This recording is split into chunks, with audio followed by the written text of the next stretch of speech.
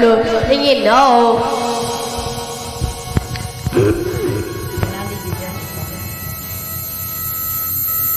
เคยผ่านสุดสายมาตั้งหลาย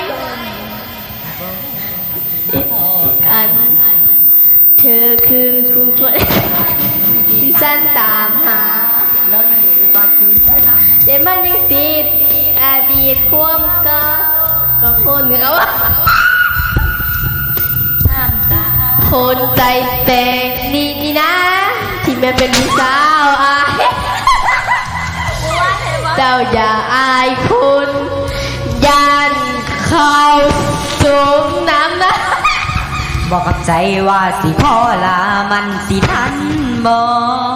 คือจังหักไปแล้วเบิดใจแม่นสิโนปานได้ถ้าบ่ได้หักต่ออันโยพูดจะซื้อหมูฝาก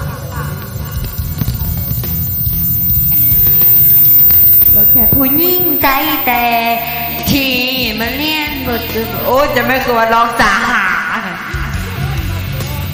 ไอ้คนดีน้องเคยบอกว่าสิรับได้บ่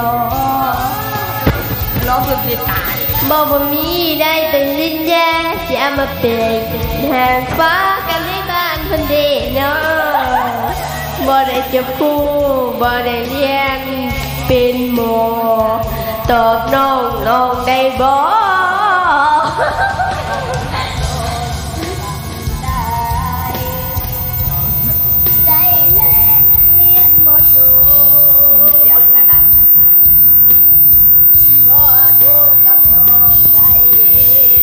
โอ้ร้องเพลงว่าได้เลยเนาะ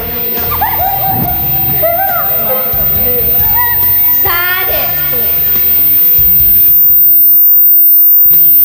เอามึงกันเล่ากันเลย